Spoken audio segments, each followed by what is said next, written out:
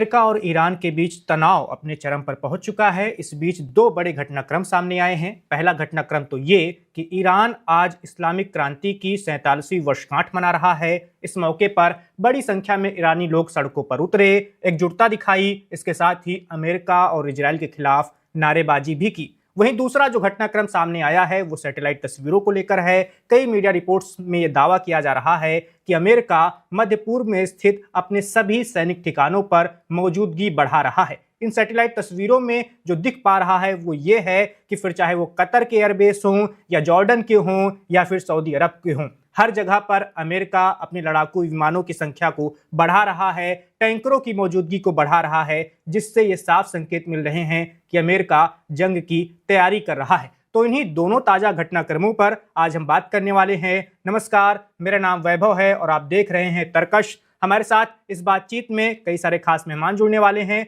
जिनका मैं आपसे परिचय करवा देता हूं। हमारे साथ जुड़ रहे हैं मेजर समरपाल तूर साहब, जो रक्षा विशेषज्ञ हैं। इसके साथ ही कर्नल संजीव सिरोही सर भी हमारे साथ ज्वाइन कर रहे हैं, वो भी रक्षा विशेषज्ञ हैं। इसके साथ ही प्रोफेसर संदीप त्रिपाठी जी भी हमारे साथ जुड़ रहे हैं, वो विदेश मामलों के जानकार हैं। मेजर साहब, सबसे पहले मैं आपके पास आना चाहूंगा।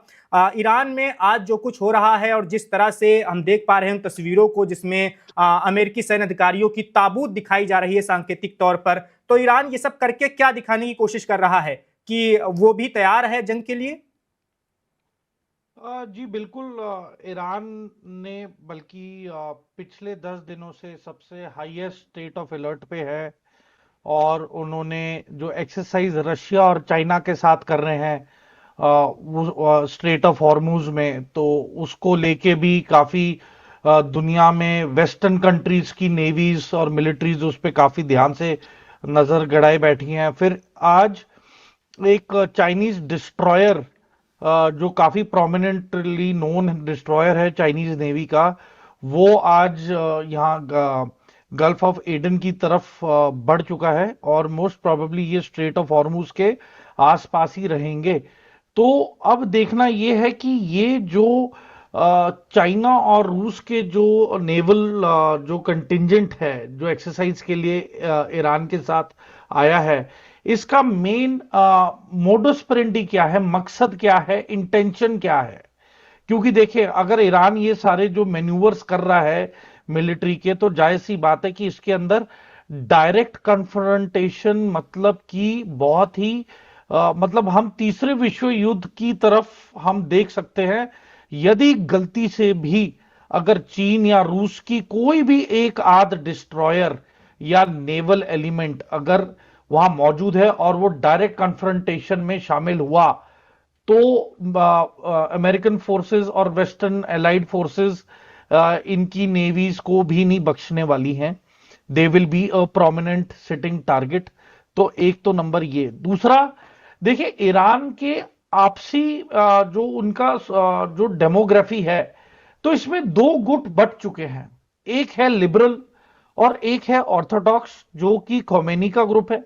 एक है रेजा पहलवी, जो किंग के जो वफादार थे। एक वो लिबरल और फ्री माइंड वाले, उनका एक गुट बन चुका है।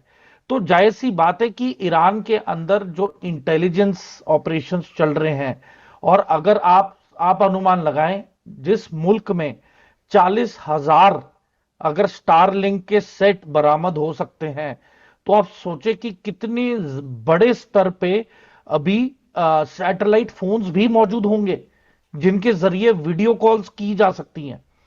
तो देखें, अमेरिका अपनी सारी जो नेवल एसेट्स है, जो इनके फ्यूचरिस्टिक वेपन्स हैं जो अभी तक यूज नहीं हुए वॉरफेयर में, बट उनका इन्वेंशन हो चुका है, उनके ट्रायल्स हो चुके पर एक्चुअल वॉर में नहीं इस्तेमाल किए गए, उनका इस्तेमाल होगा इस वॉर में।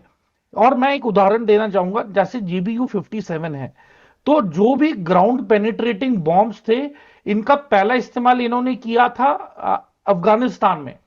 टोरा बोरा के जो गुफाएं हैं और वहां पे जो कुछ गांव थे जहां पे कि तालिबान का जो गढ़ था और अलकायदा का जो गढ़ था, उसको टारगेट करने के लिए ये एक्सपेरिमेंटल बॉम्ब्स थे। उसके बाद इन्होंने और भी ज्यादा इनमें अपग्रेड्स लाए और वो फिर अभी इन्होंने मिडनाइट हैमर में ईरान की न्यूक्लियर फैसिलिटीज के खिलाफ भी इस्तेमाल किया। पर मुझे लगता है कि जो ईरान ने जो ये न्यूक्लियर फैसिलिटीज बनाई हैं, ये बनाई ही इस बॉम्ब को लेके कि वो इतना नीचे बनाई है उन्होंने कि ये भेद ही नहीं सकते बॉम्ब। और जिस तरीके से कल 4 बड़े एंटनॉव एयरक्राफ्ट रशियंस को ईरान से वापस रूस ले गए हैं। एक शहर है जिसका नाम है बुशहर। तो बुशहर में सबसे बड़ा वर्किंग न्यूक्लियर पावर प्लांट है ईरान का, जो बहुत बड़े पैमाने पे बिजली प्रदान करता है। तो उसकी पूरी फंक्शनिंग, मेंटेनेंस, एडमिनिस्ट्रेशन, सिक्योरिटी पूरी रूसियों के हाथ में थी। और यहां पे ये नहीं कि 100 200 300 रूसी हैं, यहां हजारों की तादाद में पूरी कॉलोनीज बसी हुई थी रशियंस की, जो यहां पे ट्रेड भी करते थे, पोर्ट के ऑपरेशंस भी संभालते थे और न्यूक्लियर पावर प्लांट की भी फैसिलिटी को ऑपरेशनल रखते थे। अब इनका वहां से निकलना, ऊपर से रशियंस ने अपनी रशियन एम्बेसी इसराइल से खाली कर दी, तो ये कुछ बातें हैं। और अभी पिछले हफ्ते अमेरिका ने बोल दिया सभी विदेशियों को कि आप ईरान को जैसे तैसे बाई कार आप अजरबैजान वाली साइड से निकल जाएं या तुर्कमेनिस्तान वाली साइड से निकल जाएं। तो अगर अमेरिका ये उसने घोषणा कर दी है, तो अब ये फाइनल ब्यूगल बज चुका है। और मैं आपको बता रहा हूं कि इसमें सैटेलाइट्स भी डिसेबल होने वाली हैं दुश्मन की, इसमें कम्युनिकेशन सिस्टम्स का ब्लैकआउट होने वाला है, इसके अंदर जितनी तादाद पे जो डिस्ट्रक्शन होगी वो बहुत ज्यादा होने वाली है। क्यों? क्योंकि यहां पे मोसाड के पास इतने ज्यादा एसेट्स हैं कि उन्हें रियल टाइम इंफॉर्मेशन मोसाड को भी उपलब्ध है, और उसकी बदौलत पूरा इंफॉर्मेशन लाइव अमेरिकन को भी मिल रहा है। उसी बदौलत रशिया और चाइना अपने सैटेलाइट इमेजरी और जो भी इनके उपकरण हैं और रेडार सिस्टम्स हैं, उसकी ये फैसिलिटेशन कर रहा है टू द ईरानियंस। वो भी रियल टाइम पूरी इनकी लाइव अपडेट दे रहे हैं। पर हैरान नहीं होइएगा, इसमें कुछ ऐसी टेक्नोलॉजीज यूज होंगी इस युद्ध में जिसके बारे में ना ही मनुष्य ने कभी सोचा होगा, ना ही कभी उसकी कल्पना की होगी, जैसे कि वेनेजुएला में हमने देखा। और उसी तरीके से यहां पे भी वही इस्तेमाल होंगे अत्याधुनिक हथियार, और ये बहुत ही ताबड़तोड़ तरीके से हमला होने वाला है। बिल्कुल। बल्कि इसराइल ने अपने एयर डिफेंसेस को अब नेवल शिप्स के ऊपर भी लगा लिया है। जो मेजर जो साहब सदर्न इसराइल है, वहां पे जितनी भी शिप्स हैं इसराइल की, उनमें डेविड स्लिंग की मिसाइल्स को इक्विप कर दिया गया है। तो आप देख लें कि इनकी भी पुख्ते बंदोबस्त है। पर देखें, अगर आप किसी पे एक पत्थर मारेंगे, उस एक पत्थर से बचाव करने के लिए या तो 100% वो बच जाएगा या तो 100% डिस्ट्रॉय होगा। पर अगर आप अपने हाथ पे अगर बजरी लेके किसी के ऊपर फेंकोगे, तो हर जगह कहीं ना कुछ तो मतलब टारगेट पे बिल्कुल। हिट होगा ही। मेजर साहब अन्य आपके कभी पास से। मैं फिर आऊंगा सर। अमेरिकी सैटेलाइट जो तस्वीरें आई हैं वहां के अमेरिका की एयर बेसिस को लेकर, उस पर भी आपसे बात करेंगे, आपके पास क्या जानकारी है। कर्नल सिरोही सर के पास चलते हैं। सिरोही सर, ये जो ताजा घटनाक्रम सामने आए हैं उसको लेकर आपका क्या मानना है? जैसा कि ईरान में आज देखने को मिला है कि वहां के लोगों के हौसले तो काफी बुलंद नजर आ रहे हैं, और वो तो अमेरिका के खिलाफ नारेबाजी कर रहे हैं, इजरायल के खिलाफ। तो वो लोग तो ऐसा लग रहा है कि जंग की तैयारी करके बैठे हुए हैं, और दूसरी ओर जो सैटेलाइट तस्वीरें आ रही हैं वो ये भी बता रही हैं कि अमेरिका भी तैयारी कर ही रहा है। वैभव जी, सबसे पहले जय हिंद। आपका बहुत बहुत धन्यवाद, आपने अपने चैनल पे मुझे आमंत्रित किया और एक अहम अहम मुद्दा जो इस टाइम पूरी दुनिया के दिमाग में घूम रहा है उसके बारे में डिस्कशन करने की। अभी देखिए, जैसे मेरे साहब बता रहे थे, तैयारी दोनों साइड से है, पोस्चरिंग दोनों साइड से। अब ये देखना है कि ये जो पोस्चरिंग है इसका आगे चल के क्या नतीजा होता है। लेकिन मेरा अपना आकलन है, मेरे साहब ने अपना आकलन दिया, मेरा आकलन अभी भी ये है कि इजराइल तो चाहता है कि अमेरिका जो अटैक कर दे, अमेरिका अटैक करे तो उसके साथ इजराइल भी अटैक करे। क्योंकि इजराइल को ये अब लगता है कि ये जो है, इससे बढ़िया टाइम ईरान के बर्बाद करने का, ईरान को जो है रेजीम चेंज करने का, या ईरान को हराने का, इससे बढ़िया टाइम नहीं आएगा। क्योंकि मैं आपको कई वजह बताता हूं। सबसे पहले जो ईरान के जो सब प्रॉक्सीज थे, हमास थे, हिजबुल्ला थे, हौती थे, उसमें हमास और हिजबुल्ला तो बिल्कुल खत्म हो गए। हौती जो है अभी भी बचे हुए हैं, लेकिन वो उनकी इतनी ताकत नहीं है कि वो जो है ज्यादा नुकसान पहुंच सके। उसके बाद जो सीरिया में उनको सपोर्ट मिलती थी बशर अल अस्साद से, वो भी वहां से चले गए। उसके बाद रशिया यूक्रेन में लगा हुआ है, तो रशिया जो है सिर्फ पोस्चरिंग में उनकी मदद कर सकता है, अपने एक्सरसाइज कर सकता है, अपने जो है कुछ शिप्स को या भेज सकता है। चाइना भी डिस्ट्रॉयर वगैरह भेज सकता है। तो चाइना इकोनॉमिकली और डिप्लोमेटिकली मदद कर सकता है। मिलिटरीली मुझे नहीं लगता चाइना मदद करेगा, क्योंकि चाइना का आज तक रिकॉर्ड है, चाइना ने किसी भी देश की, जब तक उसका अपना इंटरेस्ट ना हो, वो जो है किसी भी देश के साथ मिलिटरीली इन्वॉल्व नहीं हो गए। चाइना की पॉलिसी है। तो मुझे लगता है चाइना भी जो है नहीं सपोर्ट करेगा। उसके बाद जो है करेंसी उनकी कोलैप्स हो गई है, उनकी जो है इन्फ्लेशन रेट उनका ज्यादा है, रजीम के बहुत चैलेंजेस है। और जैसे मेजर साहब ने बताया, दो धड़ों में वहां का अवाम बट गया है। एक प्रो खमेनी है और दूसरा जो प्रो शाह थे, उनके बेटे जो है पहलवी, उनके साथ है। तो अब ये जो है, तो जो नेतन्याहू साहब जो अमेरिका गए हैं, वो बातचीत करने के लिए गए और वो ट्रम्प साहब को ये समझाने गए हैं कि इससे बढ़िया मौका ईरान को बर्बाद करने का, ईरान का जो रजीम चेंज करने का, ईरान को डिस्ट्रॉय करने का, चाहे वो न्यूक्लियर साइट्स हो, चाहे मिलिट्री एस्टेब्लिशमेंट हो, चाहे मिलिट्री एसेट्स हो, वो। अब इसको अगर हम दूसरी तरफ से देखें, अमेरिका का क्या रुख है?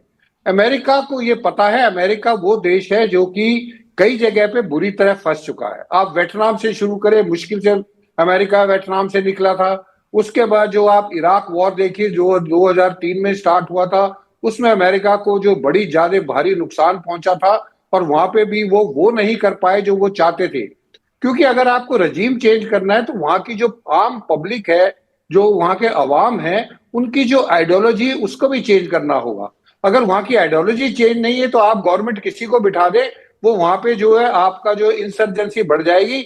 जैसे इराक में जैसे ही सदाम हुसैन को फांसी चढ़ाया गया, वहां पे जो है वैक्यूम आ गया, और उसकी वजह से आईसिस जो है वहां पे काफी जो है कारगर बन गया और काफी बड़ी ऑर्गेनाइजेशन बना दी। तो अमेरिका को भी पता है कि अगर ईरान की लड़ाई में वो फंस गए और उन्होंने अगर रिजीम चेंज किया, तो उसके बदले में जो है उनको वहां से भी निकलना मुश्किल हो जाएगा। जिस तरीके से इराक में या अफगानिस्तान का लेटेस्ट एग्जाम्पल अफगानिस्तान है, 2 डिकेड के साथ 20 साल लड़ाई लड़के भी वहां से जो अपनी जान छुड़ा के भागे। तो ये डोनाल्ड ट्रंप साहब को भी पता है, ये अमेरिकन एडमिनिस्ट्रेशन को भी पता है। और दूसरी चीज सबसे ये है कि जो बाकी देश हैं ईरान के आसपास है, कतर है, सऊदी अरेबिया है, यूएई है, बहरीन है, वो भी नहीं चाहते हैं कि लड़ाई हो, क्योंकि उनको ये पता है कि ईरान जब हमला करेगा, तो अमेरिका की मेनलैंड पे हमला नहीं होगा। अमेरिका के जो 18 बेसिस हैं तकरीबन, जहां पे अमेरिका अपनी तादाद बढ़ाए जा रहा है और अपनी बिल्डअप बढ़ा रहा है, हमला वहां पे होगा। तो वहां पे होगा तो नुकसान इन देशों का भी होगा। तीसरी चीज जो है, स्टेट ऑफ हॉर्मूज एक ऐसा पॉइंट है जहां से दुनिया का 20% ट्रेड जो है, 1/5 जो ऑयल है वहां से गुजरता है, वो ईरान का ही नहीं, चाहे बहरीन का हो, चाहे सऊदी अरेबिया का हो, चाहे कुवैत का हो, चाहे इराक का हो, चाहे यूएई का हो, तेल वहीं से जाता है। तो अगर लड़ाई होती है, तो स्टेट ऑफ हॉर्मूज अगर बंद हो जाता है, तो दुनिया में पूरा उथलाव आ जाएगा। उसके बाद आप देखिए रेड सी के ऊपर अगर ये जो हमला होता है, तो हौती जो रेड सी के लाइंस ऑफ कम्युनिकेशन को नुकसान पहुंचाएंगे। तो अमेरिका इस अभी आज के दिन अमेरिका जो है किसी तरीके से ये चाहता है कि डिप्लोमेसी की वजह से और ये जो मिलिट्री पोस्चरिंग कर रहा है, उसकी वजह से किसी तरीके से ईरान जो है झुक जाए और ईरान अमेरिका की शर्तों पे इसको जो है पीस डील कर ले। तो अभी ये देखना है कि, और जैसे मेरे साहब बता रहे हैं कि ये जो है अभी ट्रिगर दोनों साइड का, दोनों की उंगलियां ट्रिगर पे है। अब वो जो है कौन उसको जो है आई ब्लिंक पहले करता है, ये देखने वाली बात है। पर मेरा ये मानना है कि ईरान पहल नहीं करेगा, क्योंकि ईरान की इतनी क्षमता नहीं है। प्रीएम्प्टिव स्ट्राइक अगर होगी तो इजराइल की तरफ से होगी, और उसके बाद जो है अमेरिका उसको सपोर्ट करेगा। तो ये हालात हैं, अभी इसको जो है कैसे कैसे डेवलपमेंट होती है वो देखेंगे। वैभव जी। बिल्कुल सिरोही साहब, अब चलते हैं संदीप त्रिपाठी जी के पास। त्रिपाठी जी, आपको क्या लगता है, आपसे मेरे 2 सवाल होंगे। पहला सवाल तो यही होगा कि अगर हमला किया जाना है अमेरिका के द्वारा, तो वो देरी क्यों कर रहा है, वो किस बात का इंतजार कर रहा है? और दूसरा, क्या ये सिर्फ ये नहीं माना जाना चाहिए कि सिर्फ दबाव की रणनीति है, एक वो चाहता है कि किसी तरह से घेरेबंदी करके ईरान को इतने दबाव में ला दो कि वो हमारी सारी शर्तें मान जाए, क्या ये हो सकता है? और दूसरा, ईरान के अभी वर्तमान के हालात आप कैसे देख पा रहे हैं? क्या आपको भी लगता है कि वहां की जो सर्वोच्च नेता हैं उनकी ताकत थोड़ा बहुत कमजोर हुई है और ईरानी जनता दो भागों में बट गई है? देखिए, थैंक यू सो मच। आपके दो सवाल हैं। पहले सवाल तो ये आपने कहा कि अमेरिका देरी क्यों कर रहा है। अंतर्राष्ट्रीय राजनीति में यदि आपके निर्णय के पीछे समय लग रहा है और जो इन्वॉल्व एक्टर्स हैं, जैसे इजराइल के पीएम नेतन्याहू इस समय यूएसए में है, बातें दोनों बात कर रहे हैं अगले स्ट्रेटजी के बारे में। और ईरान, हम बार बार सभी कह रहे हैं कि ईरान वेनेजुएला नहीं बन पा रहा है। तो उसके रीजन में मैं हमेशा मानता रहा हूं कि एक शक्ति दूसरे शक्ति को संतुलित करती है, जिसको हम balance of power international politics में कहते हैं। और ये सबसे अच्छा नजारा जो है कोल्ड वॉर के बाद ये पहली बार हम देख रहे हैं। एक 1962 में हमने देखा था कि दोनों बड़ी ताकतें सामने खड़ी थी और वो एस्केलेशन बच गया। यही आज वही चेहरा यहाँ पर फिर से दिख रहा है कि ये आखिर ग्रीनलैंड, वेनेजुएला, इराक और ये लीबिया, जितने भी एग्जाम्पल्स हमने देखा, ये ईरान क्यों नहीं बन पा रहा।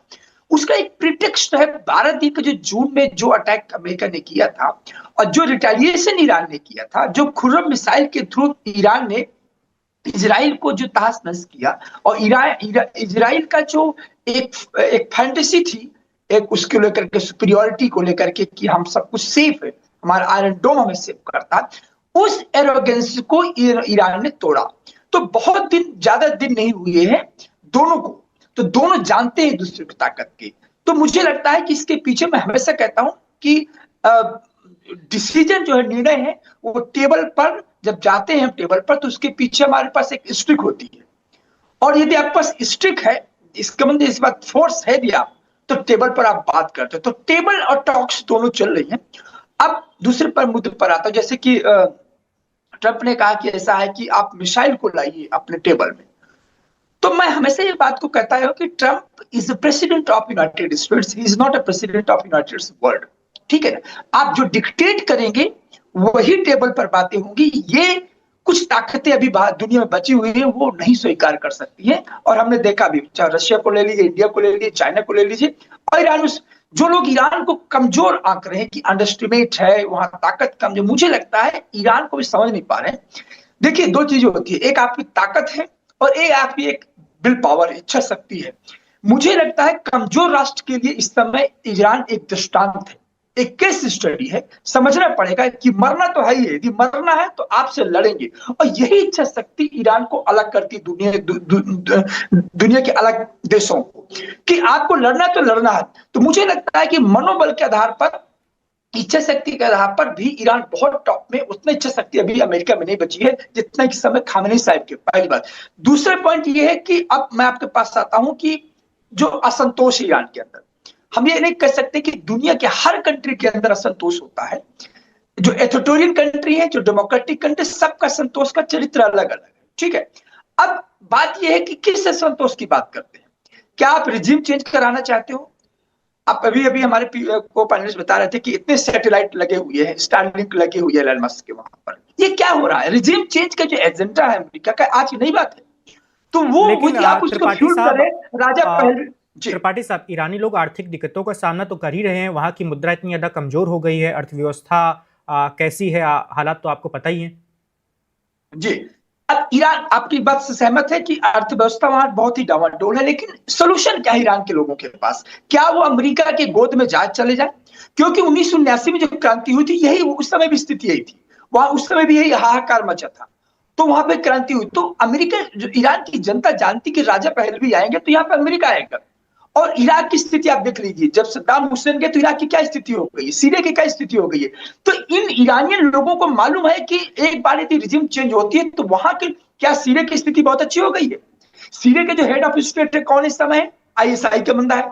तो क्या सीरिया इंडेक्स में हाई पहुंच गए? तो ये जो तर्क देना कि अमेरिका के आते ही रिजिम चेंज होते ही ईरान की इकोनॉमी बहुत अच्छी हो जाएगी, ये एक तरह से अपना एक प्रीटेक्स्ट है और एक एजेंडा हासिल करने का। मुझे नहीं लगता है कि रिजीम चेंज होने से ईरान की ताकत बहुत बढ़ जाएगी। हाँ, खामनेई साहब बरी जा सकते हैं। तो ये असंतोष बहुत फैब्रिकेटेड है, और कुछ असंतोष हर कंट्री में होते हैं, कोई ईरान इसका अपवाद नहीं। हर कंट्री में संतोष है, उसके दबाने के, उसको दिखाने के अलग अलग तरीके हैं।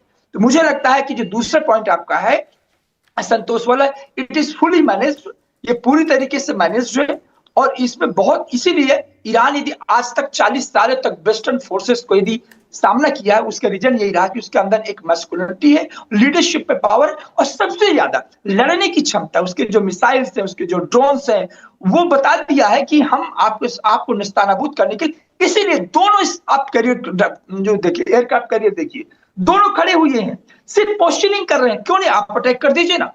क्योंकि आपको मालूम है कि आपने क्या किया था। जून में एक एयरबेस को मारा था, अल उदैद एयरबेस पर चोट पहुंचाई थी। जैसे हमने पाकिस्तान में नूर खान को मारा था, तो पाकिस्तान ने सरेंडर कर लिया कि बचा लीजिए, वैसे ईरान ने वहां मारा, उसके बाद वही से सीज फायर हो गया।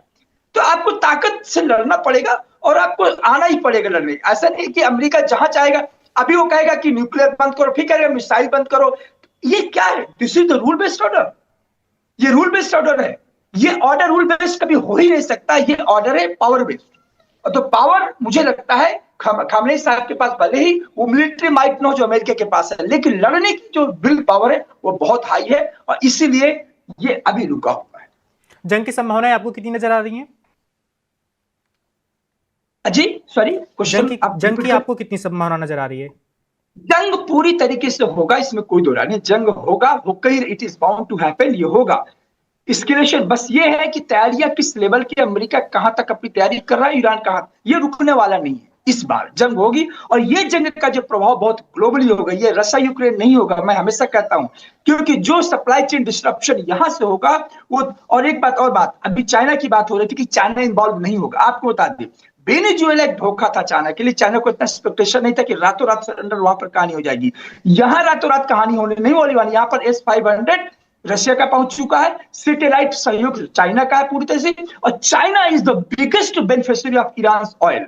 तो वो यदि बिजनेसमैन भी है ना, बिजनेस एटीट्यूड है, तो वो भी ईरान को सेफ्टी देगा, ईरान को प्रोटेक्ट करेगा, क्योंकि यदि उसका मार्केट इकोनॉमिकली भी देखा जाए तो इतना आसान नहीं है चीज। दैट्स नॉट इजी अमेरिका के लिए।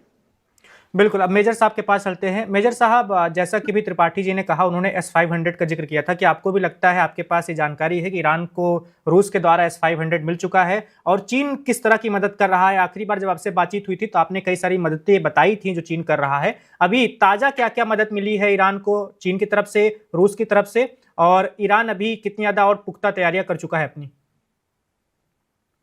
सबसे इनको जो डोंग फेंग सीरीज की मिसाइल्स हैं, वो इनको 101% मिल चुकी हैं। डोंग फेंग सुपरसोनिक मिसाइल है, the fastest missile in the world. मतलब उसको रोकना मतलब एक चमत्कार ही होगा। और जिस तरीके से जो अभी खुर्रमशहर 4, जो जिसका अभी पिछले हफ्ते ही टेस्ट किया है, मतलब आप देखें कि आपके सर पे युद्ध मंडरा रहा है, युद्ध के बादल, लड़ाई तय है, और आप तब भी इतना एग्रेसिव पोस्चरिंग करके दिखा रहे हैं कि खुर्रमशहर 4 जो अत्याधुनिक और सबसे मतलब तकड़ी मार की जो इनकी मिसाइल है, वो तैयार है। तो देखें, इनके जो एयरक्राफ्ट कैरियर्स हैं उसमें ये Ibrahim Lincoln, USS Ibrahim Lincoln इनका मेन मकसद है उसे डुबाने का। तो मैं एक चीज बोलूंगा कि चाहे लड़ाई जितनी जैसी मर्जी हो, चाहे 2 दिन की हो, 5 दिन की हो, या फिर हफ्तों की हो, पर ईरान एक झटका ऐसा देने वाला है जिसमें कि वर्ल्ड ऑर्डर में काफी धक्का लगने वाला है। अमेरिकन को पहली बार वो वल्नरेबिलिटी फील होगी अगर उसका कोई एयरक्राफ्ट कैरियर डुबा दिया गया इस क्षण में, in this era of war जो है 21st सेंचुरी में। क्योंकि देखिए, पर्ल हार्बर में जो हुआ वो अनफॉर्चुनेट था, ऊपर से जो उनके जंगी बेड़े थे वो भी बहुत ही जबरदस्त थे एंड प्रॉपर थ्रेट थे, जो पर्ल हार्बर पे डॉक्ड थे। और उस नुकसान के बावजूद अमेरिका ने वापस डटा रहा और हमला करता रहा, और लास्ट में फिर उसने न्यूक्लियर ऑप्शन का इस्तेमाल किया। तो देखें, एक चीज मैं बता दूं कि जब अमेरिकन को लगेगा कि अब सर के ऊपर से पानी जा चुका है, तो वो 2 सेकंड के लिए भी नहीं वेट करेंगे, वो they might even use a nuclear option. तो अगर हमें लग रहा है कि आज की दुनिया में ऐसा कॉल लेना मतलब is going against the world. पर मैं एक चीज बताना चाहूंगा कि यूएन किसकी बदौलत से चल रहा है? यूएन का हेडक्वार्टर कहां पे है? यूएन की जो प्राइमरी पोजीशंस और पोस्ट हैं, they are manned and appointed by whom? The Americans are sitting there, funding Americans की, हेडक्वार्टर अमेरिका में। तो अगर हम ऐसे कहें कि नहीं यूएन में कोई पक्षपात नहीं है, पर अगर हम the deep state in UN अगर देखें तो it is American dominated.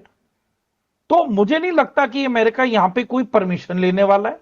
Iraq के टाइम भी नहीं ली थी, अफगानिस्तान के खिलाफ भी नहीं ली थी, किसी भी युद्ध के दौरान इन्होंने किसी से भी कोई परमिशन नहीं ली।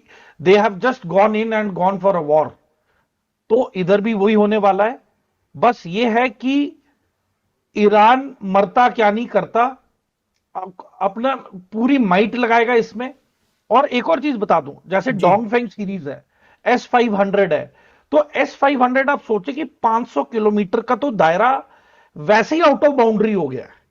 अगर इसमें कोई जंगी बेड़ा या फिर कोई एयरक्राफ्ट आया 500 किलोमीटर के दायरे के अंदर, तो वो तो वैसे ही टारगेट है। तो देखें, अमेरिका ने इतने सालों से, मतलब जो इन्होंने अपनी मिसाइलें बनाई हैं, जो टेक्नोलॉजी ये डेवलप कर रहे हैं, नेवाडा में बैठे हुए एरिया 51 में, जो अत्याधुनिक एयरक्राफ्ट्स हैं, जो इनकी कैमोफ्लाज टेक्नोलॉजी है, जो इनकी रेडार बेस्ड टेक्नोलॉजी है, ठीक है, जो इनविजिबल हो जाए, घोस्ट मोड में, वो दिखाई ना दे, पता ना चले, चाहे पानी के अंदर हो या हवा में हो, नहीं पता चलता है। तो ये सारी चीजें ये अभी शिफ्ट कर रहे हैं। और आप सोचें कि आप पूरा अपना बेस्ट ऑफ मिलिट्री इक्विपमेंट को पहले सेफ्टी प्रदान करोगे, सिक्योरिटी उसको प्रदान करोगे, उसकी आप पैलेट्स पे उसकी पैकेजिंग आपको करनी पड़ेगी, फिर आपको सारी चीजें बाई एयर नहीं जा पाएंगी तो आपको बाई शिप लेके जाना पड़ेगा, ठीक है। तो आपको देखिए लॉजिस्टिक्स पे ही कितने करोड़ों रुपए लग चुके हैं अभी तक, बल्कि लाखों डॉलर लग गए हैं। तो देखिए अमेरिका पूरी तैयारी के साथ जाएगा and it will go in with a decisive blow. इसमें कोई शक नहीं है कि नुकसान अमेरिका का होगा, पर अगर अमेरिका ने मन बना लिया है तो इट इज गोइंग, क्योंकि देखिए इतनी बड़ी रकम लगती है इन चीजों को अमेरिका से दूसरे, मतलब आप ओशन टू ओशन शिफ्ट कर रहे हो, तो it is not a easy job और इसमें महीने लगते हैं और महीने हो चुके हैं। जब से वेनेजुएला की तैयारी हो रही थी उसी दौरान ईरान के ऊपर भी नजर रखी जा रही थी, और जितना जो भी जंगी बेड़ा वेनेजुएला में था वो पूरा शिफ्ट होकर अब ईरान के पास आ गया है। और जो चीन में ताइवान को जो गार्ड कर रहा था जंगी बेड़ा, वो भी आ चुका है। तो देखिए दे हैव डबल या 3 times the force, they have the technology, they have the innovation, communication, weapon systems, jamming facility है उनके पास। तो देखिए ये तो कहना गलत होगा कि मतलब इट इज बराबर की टक्कर, बराबर की टक्कर ये नहीं है, ये एक तरफी लड़ाई होगी। पर इसमें अमेरिका एक चीज इंश्योर करेगा कि जितने भी S-500s हैं उनको यदि डिस्ट्रॉय कर दिया, यदि चाइनीज एयर डिफेंस के रेडार सिस्टम्स HQ-9s और जो भी अत्याधुनिक स्टेल्थ रेडार डिटेक्शन सिस्टम जो लगाए हैं कि जो इनके F-35s को पहचान सकें, चाइना का दावा है कि 1200 किलोमीटर पहले इनके रेडार F-35 को पहचान सकते हैं रेडार पे। वो रेडार जिन्होंने प्रदान किए हैं वो इन्होंने ट्रांसफर करके ईरान को दिए हैं। बिल्कुल। तो मेजर साहब आपसे कई सारे सवाल हैं, उनका जवाब लेंगे। इस बीच हमारे विशेष संवाददाता हैं ईरान से जिन्होंने रिपोर्ट भेजी है, वो भी हम अपने दर्शकों को दिखा देते हैं। उनका नाम यूसुफ जालानी है। उन्होंने एक खास रिपोर्ट बनाई है ईरान के मौजूदा हालात को लेकर, तो दर्शकों को सबसे पहले दिखाते हैं, फिर आपके पास आएंगे, बाकी मेहमानों के पास चलेंगे। Millions of Iranians in the capital Tehran and across the country are marking a historic turning point that transformed Iran from a US ally to its arch foe. And that's the 1979 Islamic Revolution that toppled Iran's last monarch, Shah Mohammad Reza Pahlavi, and established a new political system that's a theocratic clerical rule called the Islamic Republic that's been ruling the country for over 4 decades. So as you can see, people from all walks of life have gathered today, marching from two landmarks, the Inqilab or Revolution Square in downtown Tehran, all the way to the Azadi Square or Freedom Square, like 6 kilometers away from the Inqilab Square. That's a symbolic path taken and marched every year by different Iranians to renew their allegiance to the principles of the Islamic Revolution and, of course, announce and express their support for the Islamic establishment, including the leader of Iran, the Supreme Leader Ayatollah Khamenei. But this year, it's very much different compared to previous years, as this year comes against the backdrop of a historic, unprecedented naval buildup by the United States around Iran's water space, and of course the looming conflict between the two sides. And Iran now is facing a fork of war versus diplomacy. Actually, they're urging the Iranian government to stand firm to its principles, and they are relaying very strong messages today to the world and of course to the Islamic Republic, saying they're ready for any scenario, be it war or be it diplomacy. They're saying that they're ready for any scenario, and they're backing and supporting their government. And one of the major things that happen usually during these events is that Iranians echo the remarks of their supreme leader. The supreme leader and the Islamic Republic in general are calling for a fair dialogue, a dialogue with the United States based on equal footing. And these messages echoed today by this crowd of the supporters of the Islamic establishment. They're saying that they're ready to support the Islamic Republic and the positions of the Islamic Republic during any talks with the United States. They're saying that Iran has the right to enrich uranium domestically. I talked to several people here today, and they all told me that they are calling on the Iranian government to negotiate based on dignity and not to abandon its right to enriching uranium and not to include other topics like Iran's ballistic missile capabilities and of course its regional alliances on the table. They're saying they're ready for a deal with the United States as long as that deal respects Iran's sovereignty and of course right to enriching uranium locally. तो जैसा कि आपने सुना, Iran में इस वक्त 47वीं वर्षगांठ मनाई जा रही है, जिसका उत्सव मनाने के लिए ईरान की महिलाएं, पुरुष, छोटे छोटे बच्चे सब सड़कों पर उतरे हैं और एक तरह से वो अपना समर्थन भी जता रहे हैं ईरानी सर्वोच्च नेता को कि हम आपके पीछे खड़े हैं। और इसके साथ ही ईरान के लोग ये भी जान रहे हैं कि जंग किसी भी दिन हो सकती है, किसी भी पल अमेरिका का हमला भी हो सकता है, क्योंकि अमेरिका की तैयारियां पूरी हैं। अब मेजर साहब आपके पास चलते हैं फिर से। आप बता रहे थे कि अमेरिका अपने नुकसान को भी समझ रहा है कि अगर युद्ध होगा तो उसे कहां-कहां नुकसान हो सकता है। आपके हिसाब से ईरान जो भी सैन्य ठिकाने हैं मध्य पूर्व में अमेरिका के, वहां निशाना बनाएगा और इसके साथ ही इजराइल पर भी वो हमला करेगा अगर युद्ध हुआ तो? देखें, यदि अमेरिका को यदि अमेरिका ईरान की मार की हद से बाहर होगा तो जायज सी बात है कि वो अपना पूरा असला बारूद इजराइल की तरफ ही डाइवर्ट करेगा।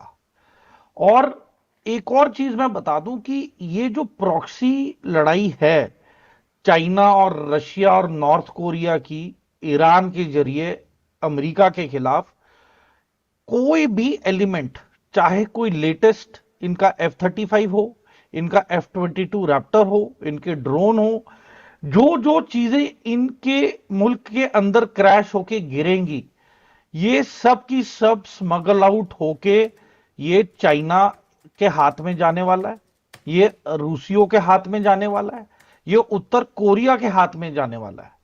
तो देखें, इसमें बहुत ज्यादा बड़ा दांव लगाया है रशिया ने भी। रशिया ने इसलिए लगाया क्योंकि यूक्रेन में भी अमेरिका ने पूरे हथियार दिए हैं यूक्रेन को रूस के खिलाफ, तो यहां पे रूस क्यों चुप बैठेगा? तो जायज सी बात है, रशिया का पूरी बैकिंग और सपोर्ट है, चाइना की पूरी बैकिंग और सपोर्ट है, ऊपर से उत्तर कोरिया ने भी अपनी मिसाइल्स दी हुई हैं ईरान को इस्तेमाल करने के लिए। तो देखिए, उत्तर कोरिया जानता है कि आने वाले समय में उनका भी नंबर आएगा, पर फिलहाल वो जितना इसको टाल सकते हैं वो कैसे टालेंगे? वो जितने भी अब अमेरिका जिसके साथ भी युद्ध करने जा रहा है या करेगा, उसको ये अधिक से अधिक मदद करेंगे ताकि अमेरिका की आर्थिक स्थिति इतनी कमजोर हो जाए आने वाले समय में कि यदि उसे युद्ध पे भी जाना है तो उसे 10 बार सोचना पड़ेगा, क्योंकि अमेरिकी सरकार पे फिर उनकी अवाम का बहुत प्रेशर होगा, बिल्कुल क्योंकि इन्फ्लेशन बहुत ज्यादा है, मेजर पेट्रो साहब डॉलर पे खतरा है, ब्रिक्स डोमिनेट कर रहा है, तो डॉलर को वैसे ही खतरा हो चुका है मार्केट में। मेजर साहब एक सवाल ये भी है कि जहां पर अमेरिका के सैन्य ठिकाने, फिर चाहे हम जॉर्डन ले लें, सऊदी अरब ले लें और या फिर कतर ले लें, तो वहां पर अगर ईरान हमला करता है तो इन देशों को तकलीफ नहीं होगी, क्योंकि देखें, मैं आपको हमला तो बताऊं, इनके जो देश पर भी कतर माना पे जाएगा हमला एक हुआ तरीके से। था, जो कतर पे जो हमला किया था इन्होंने, तो जो कतर वाला हमला है वो उन्होंने कतर के हाई कमीशन को बता के किया था कि अमेरिका की ये मिलिट्री बेस पे हम हमला करने वाले हैं, हम इतनी संख्या में मिसाइलें फायर करेंगे, और उन्होंने की। और जैसे हमारे एनालिस्ट यहां पे हैं, उन्होंने सर ने बताया कि पिन पॉइंट प्रिसीजन के साथ इनकी जो सैटेलाइट गाइडेंस और कम्युनिकेशन सिस्टम्स है उसको टारगेट किया गया, उसको नष्टो नाबूद किया गया, और अमेरिका को फिर एक मैसेज मिला कि इनकी जो सटीकता है हथियारों की, जो मिसाइल टेक्नोलॉजी है, जो इनका गाइडेंस सिस्टम है, वो इतना अत्याधुनिक और एडवांस्ड है कि उन्होंने जहां बोला पिन पॉइंट, उसी शटल और कम्युनिकेशन इक्विपमेंट ही डैमेज हुआ है, और कोई मतलब जान को कोई हताहत या कोई वो नुकसान नहीं पहुंचा। तो आप सोचें, the level of precision is same as what Israel की मिसाइल हैज और अमेरिका की मिसाइल हैज। तो ये बदौलत Chinese technology, North Korean missile technology और रशियन मिसाइल टेक्नोलॉजी की है। और जब देखें, तीन तीन मुल्क एक चौथे मुल्क को मदद कर रहे हैं, और ईरान ने जिस तरीके से R&D की है, इनको अपग्रेड भी किए हैं, और वापस रूस, चीन और उत्तर कोरिया को भी बताया कि आप ये वाला सॉफ्टवेयर अपग्रेड करें, इससे और ज्यादा मतलब इसका पोटेंशियल बढ़ जाएगा। वो फ्री ऑफ कॉस्ट वापस इन्होंने अपग्रेड्स दिए हैं। तो आप सोचें कि एक के खिलाफ लगभग 4 या 5 मुल्क इकट्ठे होके उसे हथियारों से लैस कर रहे हैं। तो और यहां पे विल टू फाइट भी है ईरान में, बिल्कुल। इनके लोग मेजर साहब आपके पास नहीं आऊंगा बिकेंगे। सर। त्रिपाठी जी के पास चलते हैं। त्रिपाठी जी, इस्लामिक दुनिया में इस वक्त कैसी हलचल देखने को मिल रही है, खासकर इस जंग की संभावना को लेकर, और क्या ईरान को रूस या चीन के अलावा इस्लामिक दुनिया से भी कोई समर्थन मिलने वाला है? कोई देश उठ खड़ा होगा और कहेगा कि नहीं, ईरान पर यह हमला बर्दाश्त नहीं किया जाएगा? देखिए, इस ईरान के मुद्दे पर मैं इस्लामिक लेंस से कभी नहीं देखता हूं, क्योंकि वो ऐसी यूनिटी नहीं है, ना कोई ऐसी सॉलिडरिटी है ईरान के कॉन्टेक्स्ट में कि कोई किसी को इतना पेन हो कि सऊदी अरब हो या जो भी उसके पड़ोसी देश है वो सामने आए और उसकी रक्षा के लिए। ये एक लेंस डिफरेंट है, वो लेंस जियोपॉलिटिक्स का यहाँ पर है। जिसे कि आपको बता दूं मैं कि UAE और सऊदी अरबिया और ओमान बार बार कह चुके हैं, स्पेशली मैं UAE की बात करूं कि अभी कुछ दिन पहले उनकी लीडरशिप रशिया भी गई थी, तो उनका कहना है कि ये it's not issue between USA and Iran, it will trigger regional tension, और ये रीजनल वॉर होगा, पूरा रीजनल स्टेबिलिटी डिस्टेबलाइज होगी पूरा। तो ये क्षेत्रीय संतुलन बनेगा इससे। और मैं हमेशा कहता हूं ये क्षेत्रीय संतुलन नहीं होगा, इससे ग्लोबल शॉक लगेगा। ग्लोबल, जिस आप देखिएगा कि जितने स्ट्रेटेजिक जो पॉइंट्स है, हम बार बार चर्चा कर चुके हैं, स्ट्रेट ऑफ हार्मुज के, रेड सी की, और ये बहुत बड़ा सप्लाई चेन सिस्टम।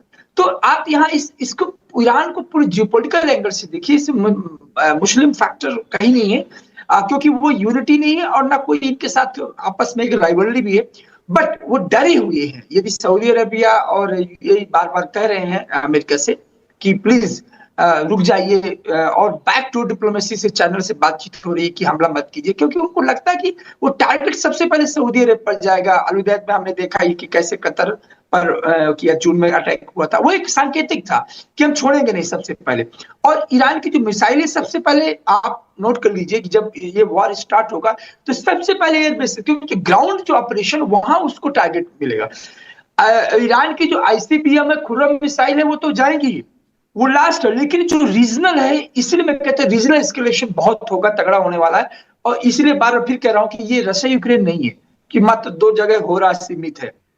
ये इसका जो वो जो है प्रभाव है, वो बहुत जियोपॉलिटिकली इसका डीपर और ईरान की ओर से कहा भी जा रिपरकशन रहा है कि युद्ध होगा तो क्षेत्रीय युद्ध बदल जाएगा ये।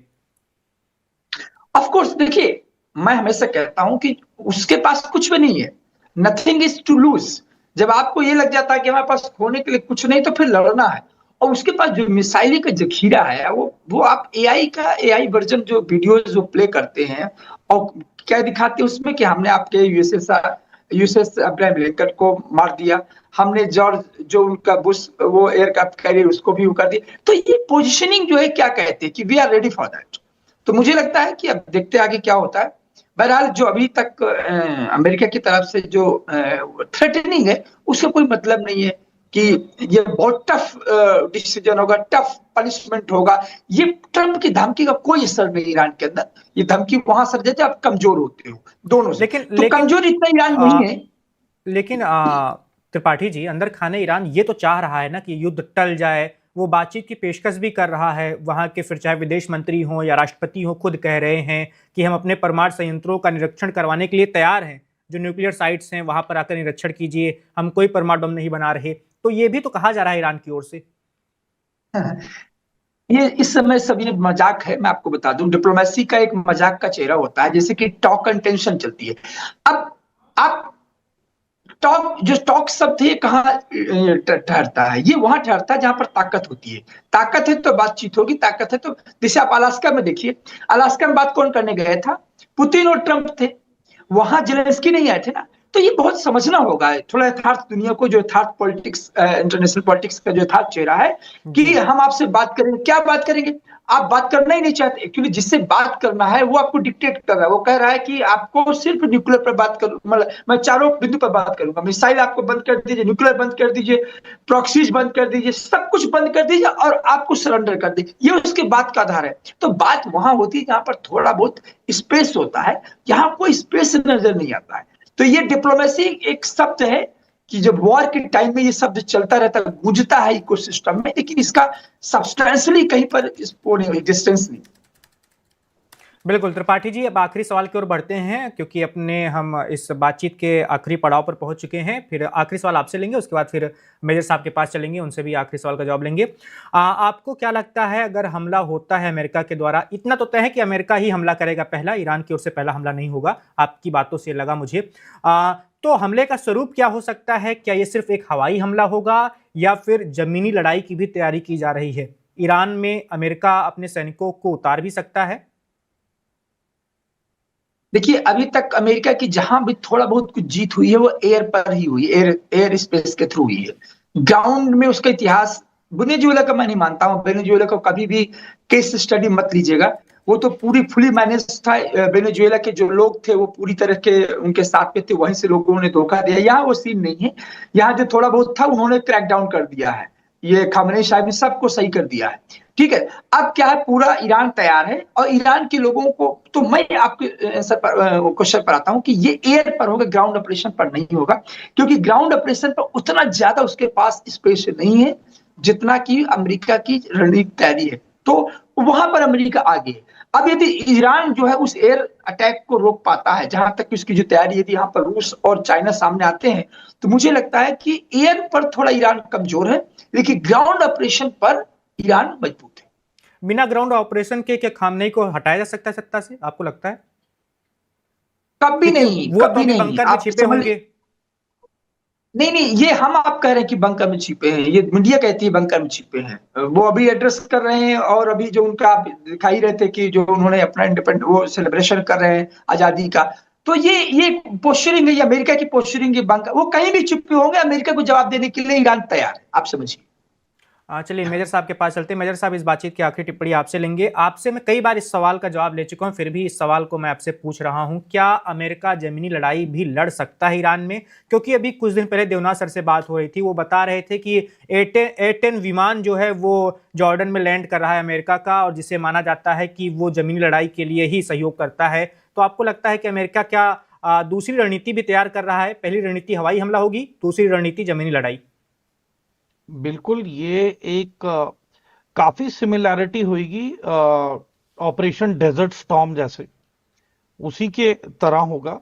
और ये 3 या 4 फेज की लड़ाई होगी, जिसके पहले फेज में इनका होगा इलेक्ट्रॉनिक वॉरफेयर, दूसरे फेज में प्रोबेबली ये जाएंगे स्पेस में, जिसमें कि इलेक्ट्रॉनिक्स एंड सैटेलाइट सिस्टम्स को डिसेबल करना, और ये हैकिंग के जरिए इनकी जो इलेक्ट्रिसिटी ग्रिड्स हैं, इनके जो ऑटोमेटेड जो सिस्टम्स हैं उसके अंदर पेनिट्रेट करेंगे एक ही टाइम पे।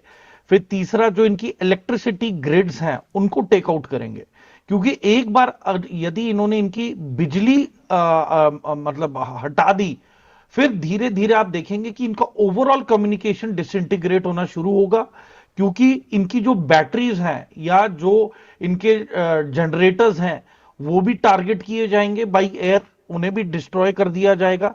तो जो बेसिक बुनियाद है जो कि बिजली है, इलेक्ट्रिसिटी ग्रिड, क्योंकि यदि बिजली की ग्रिड खत्म कर दी तो पानी की किल्लत होगी, और पानी की किल्लत के बाद फिर वहां पे माइग्रेशन शुरू होगा, फिर वहां से लोग इंटरनली डिस्प्लेस होंगे और वो और भी ज्यादा महफूज और सेफ एंड सिक्योर इलाकों पे जाएंगे, और वो तेहरान खाली खाली होगा।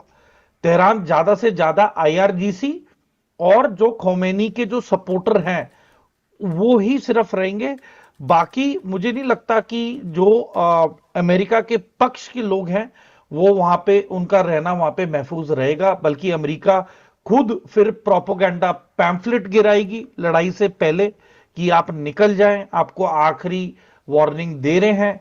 तो वो पूरा एक स्ट्रक्चर्ड वे ऑफ अप्रोच होगा, और उसके बाद फिर ये एयर पावर के साथ एयर डोमिनेंस करेंगे, इनकी एयर स्ट्रिप्स को हटाएंगे ताकि ईरान का कोई भी एयर एसेट हवा में ना रह सके। और वो इंश्योर करने के लिए पहले जो अमेरिकन की जो मिसाइल सिस्टम्स हैं और सैटेलाइट सिस्टम्स हैं वो सारे S-400, S-500 और जितने भी एयर डिफेंसेस हैं ईरान के, पहली चीज ही उसे डिस्ट्रॉय किया जाएगा।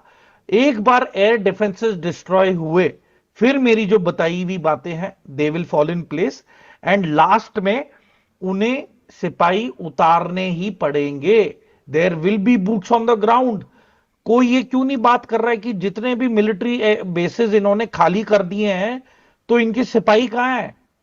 इनके सारे सोल्जर्स सीक्रेट लोकेशंस और सिविल होटल्स में रुके हुए हैं, ताकि अगर ईरान चाहे भी तो हमला ना कर सके अलग अलग मुल्कों में, और वहां से ये एक्सट्रिकेट करके इन सोल्जर्स को ओवरनाइट इन्हें एयर ड्रॉप भी किया जाएगा, और यहां पे इनके पैराट्रूपर्स एयर ड्रॉप करे जाएंगे, आर्टिलरी गन्स एयर ड्रॉप की जाएंगी, इनके light all terrain vehicles drop किए जाएंगे, स्पेशल फोर्सेस काम में आएगी, और तेहरान की प्रॉपर घेराबंदी होगी।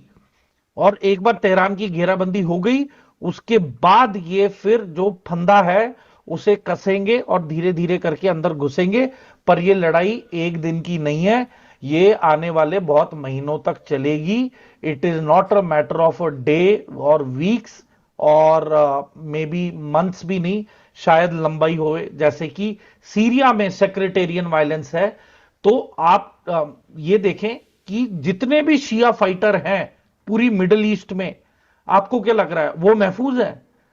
अमेरिका जो जिस स्तर पे मोबिलाइज कर रहा है, वो यमन पे भी हमला करने वाला है, वो हिजबुल्ला पे भी हमला करने वाला है, वो सीरिया और जो तुर्की का जो बॉर्डर है डिस्टर्ब्ड, वहां पे भी हमला करेगा, ईरान और इराक के बॉर्डर पे भी हमले होंगे। मतलब ये साइमल्टेनियसली जितनी भी शिया की जो फाइटिंग फैक्शंस हैं फंडेड बाय खोमेनी, इन सब के गढ़ और जगहों पे हमला होने वाला है, और ये ईरान में आ चुके हैं, जिसकी बदौलत 40 से 50 हजार लोगों को मारा गया है प्रोटेस्ट में।